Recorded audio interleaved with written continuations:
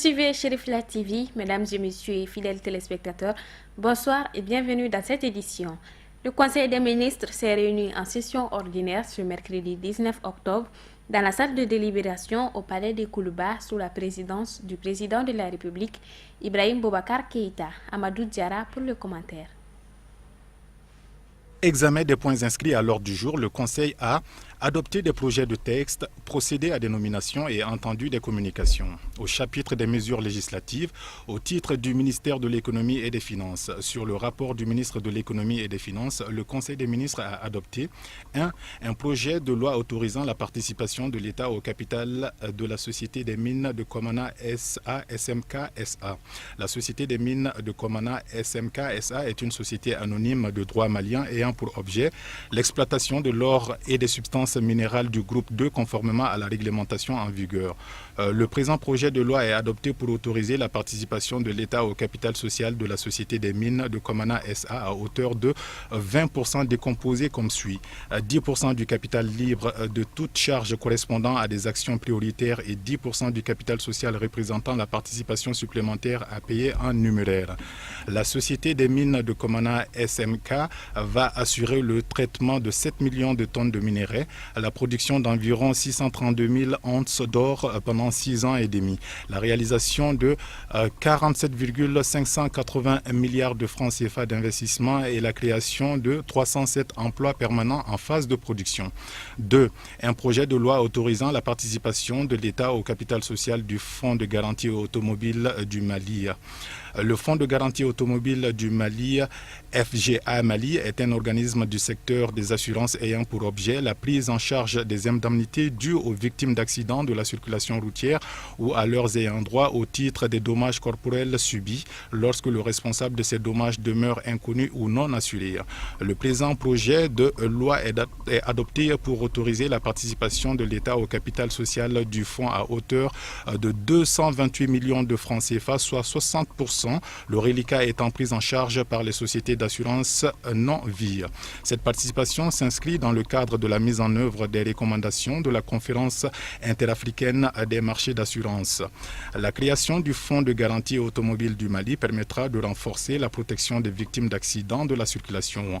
Elle participe également de la mise en œuvre du dispositif législatif et réglementaire de prévention routière et de contrôle d'assurance.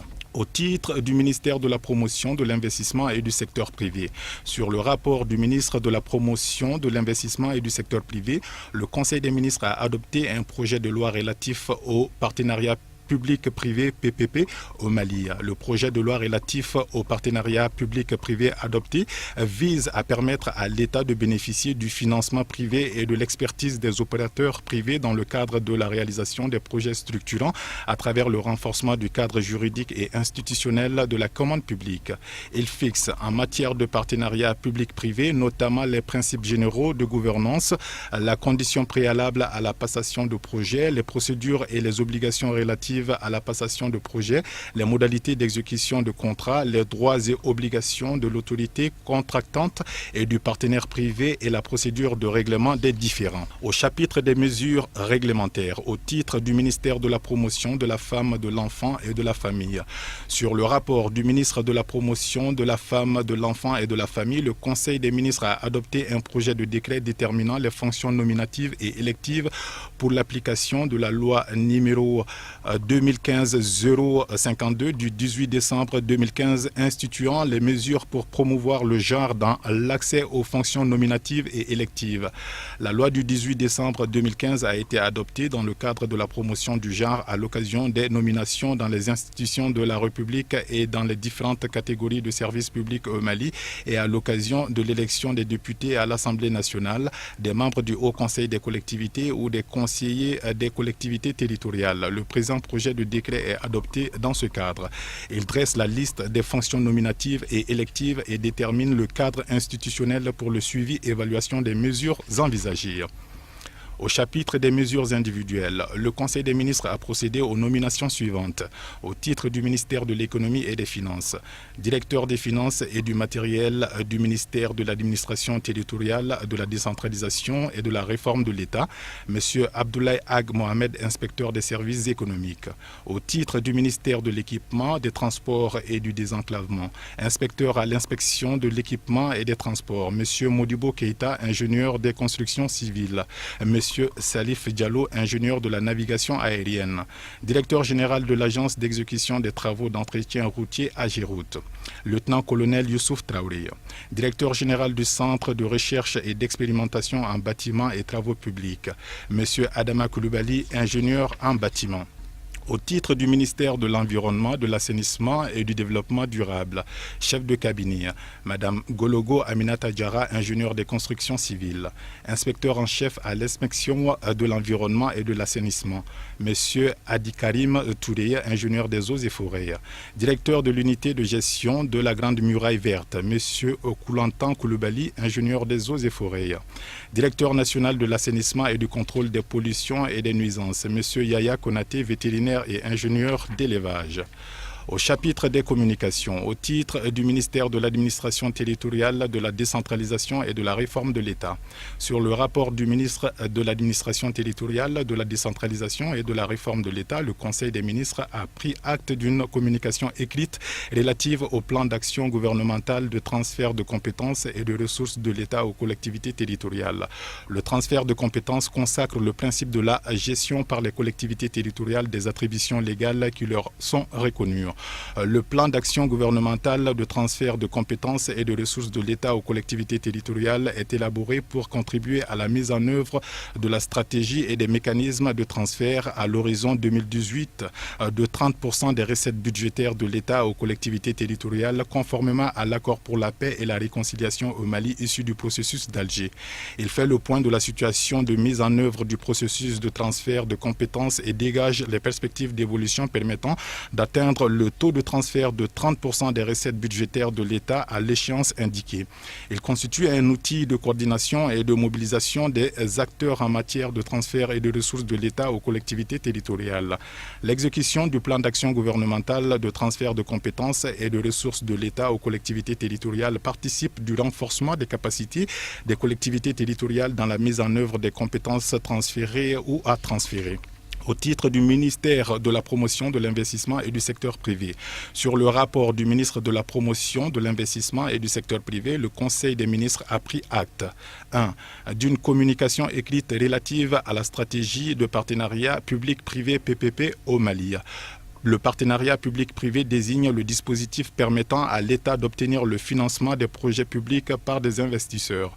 La stratégie de partenariat public-privé, objet de la présente communication, vise à renforcer le cadre juridique et institutionnel de la commande publique en matière de partenariat public-privé sur la base des grands principes des finances publiques, notamment d'efficacité, de transparence, de concurrence, d'intégrité et d'égal traitement des candidats.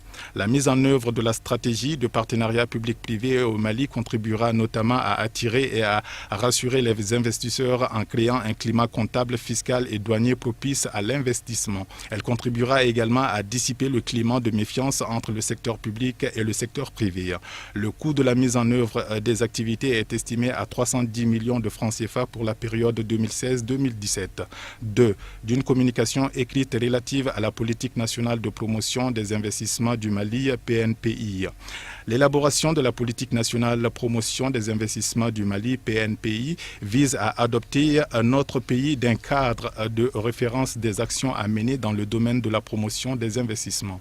Sur la base des orientations définies, la politique nationale est articulée autour d'axes stratégiques que sont notamment le ciblage de la promotion des investissements en fonction des secteurs prioritaires, la promotion des investissements dans les petites et moyennes entreprises PME, l'amélioration de l'environnement des affaires, l'accompagnement des acteurs clés de l'investissement d'investissement, la promotion de l'image du Mali comme destination favorable à l'investissement. La mise en œuvre de la politique nationale de promotion des investissements du Mali contribuera entre autres à l'accroissement du volume des investissements privés et étrangers au Mali, la réduction de la pauvreté et du chômage, l'amélioration de la coordination des actions de promotion des investissements, l'amélioration de l'environnement des affaires, l'amélioration de l'image du Mali comme destination favorable à l'investissement. Au titre du ministère de la Promotion de la Femme, de l'Enfant et de la Famille.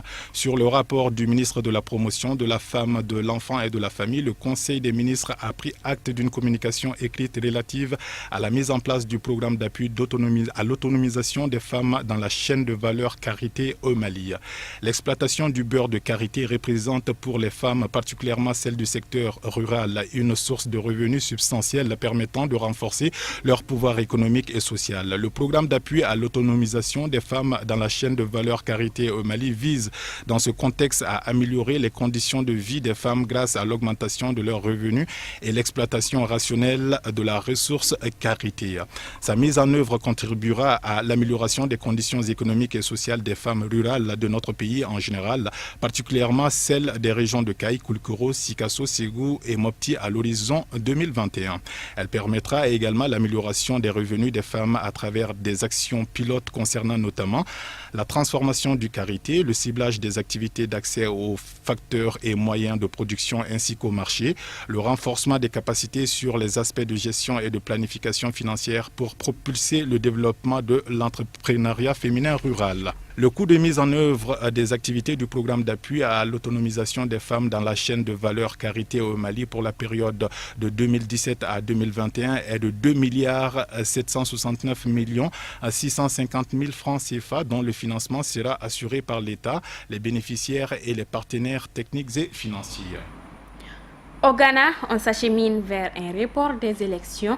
En effet, la commission électorale du pays revient sur la date officielle prévue pour les élections générales suite aux multiples poursuites judiciaires des candidats disqualifiés.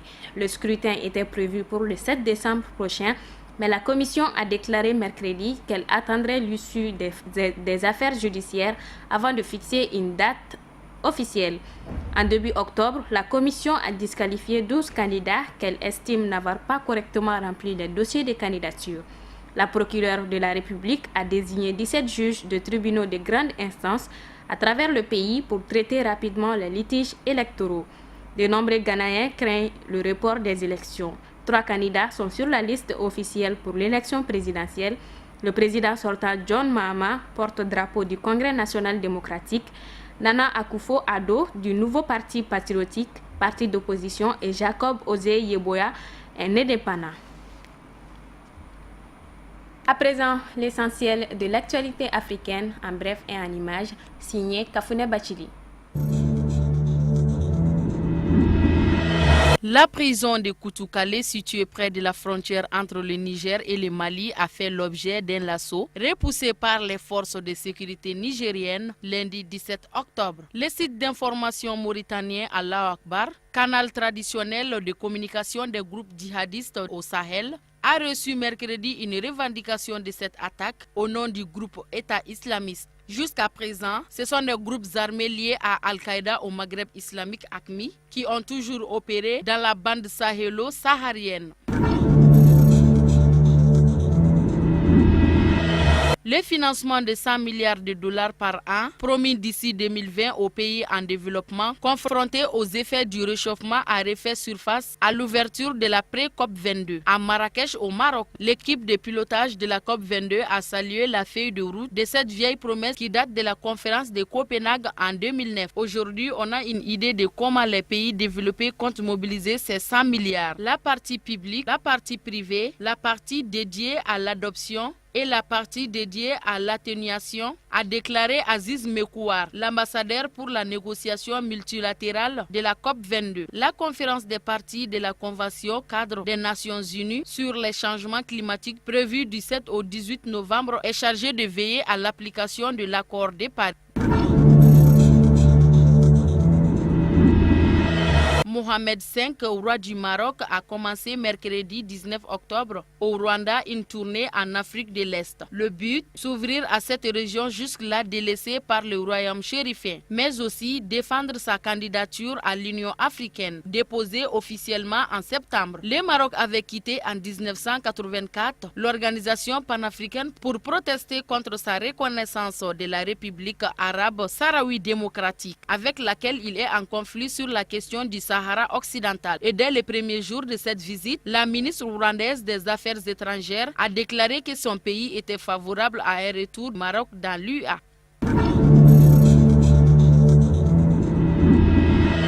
Au lendemain de la signature de l'accord politique entre la majorité et une frange de l'opposition, les autres formations de l'opposition ce mercredi 19 octobre pour donner un avertissement, un carton jaune à Joseph Kabila. Une journée ville morte probablement bien suivie à Kinshasa, même si dans certains quartiers, l'activité commence à reprendre. Ce mercredi matin, les rues étaient désertes, boutiques fermées, pas d'écoliers sur les bas-côtés, ni d'embouteillage. Une situation très inhabituelle, des bus du gouvernement stationnés attendant notamment les fonctionnaires, ainsi que des minibus privés qu'ici on appelle esprit de mort, mais ils peinaient à faire le plein. Dernier débat, dernier virage avant la présidentielle aux États-Unis. Donald Trump refuse de s'engager à accepter le résultat de l'élection lors de cette ultime face-à-face, tournant majeur de la campagne lors de ces derniers duels. Donald Trump a affirmé qu'il dirait le moment venu s'il accepte ou non les résultats du 8 novembre. Les échanges avec Hillary Clinton ont été très tendus. Ce mercredi 19 octobre, les férus du football africain avaient tous les yeux rivés vers la capitale gabonaise où s'est tenue la grande cérémonie de tirage au sort de la Coupe d'Afrique des Nations CAN 2017. Youssouf Koulibaly. À l'issue du tirage au sort effectué ce mercredi à Libreville, les 4 groupes de la CAN 2017 sont connus. Pays hôte de la compétition, du 14 janvier au 5 février prochain, le Gabon a hérité d'un groupe A abordable. Les Panthères se frotteront au Cameroun et au Burkina Faso, qui étaient déjà leurs adversaires en poule il y a 2 ans, ainsi que des petits nouveaux, la Guinée-Bissau. Après un parcours sans faute lors des phases éliminatoires, totalisant ainsi 18 points en 6 matchs, le Sénégal, logé dans le groupe B, accompagné par les Fennecs de l'Algérie, meilleure attaque africaine, avec 25 réalisations, dont 5 buts encaissés, devront dompter les Aigles de Carthage de la Tunisie et les Warriors de Zimbabwe avant d'accéder en quart de finale. Avant ce tirage, le Sénégal partageait déjà la même poule que l'Algérie lors de la précédente édition. Au cours de cette cérémonie, le destin n'a pas été clément avec la Côte d'Ivoire, tenante du titre, qui a hérité d'un groupe C très relevé, comme en a décidé le tirage. Les éléphants retrouveront notamment le Maroc, qui est déjà leur adversaire en éliminatoire du Mondial 2018, ainsi que de la République démocratique du Congo, que les ont écartés en demi-finale il y a 2 ans. Le Togo complète ce groupe de haut niveau qui évoluerait là à OIM. Logé dans un groupe homogène, le Ghana, finaliste de la précédente édition et vainqueur de la Coupe d'Afrique de football à 4 reprises, cherchera à prendre sa revanche sur les Aigles du Mali qui les avaient écartés lors des matchs de la 3e place de la CAN 2012 et 2013.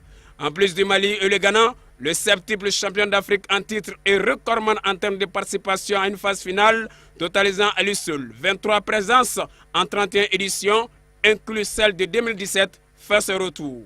Ce groupe de 4 est bien entendu complété par les crânes de l'Ouganda qui ont attendu 38 ans avant de se requalifier pour le tournoi final, soit depuis 1978, année où ils furent battus en finale par le Ghana à Accra.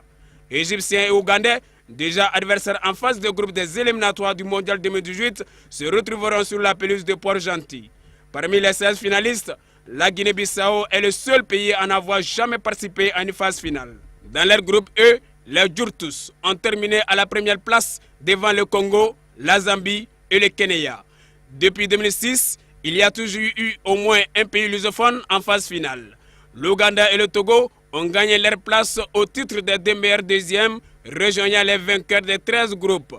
Pour cette phase finale, 4 équipes ont des entraîneurs nationaux. Florent Ebengue de la République démocratique du Congo, Paulo Torres de la Guinée-Bissau, Aliou Cissé du Sénégal et Callisto Bissouwa de Zimbabwe. Les villes d'accueil de la CAN Total Gabon 2017 sont Libreville, Oyem, Franceville et Port-Gentil.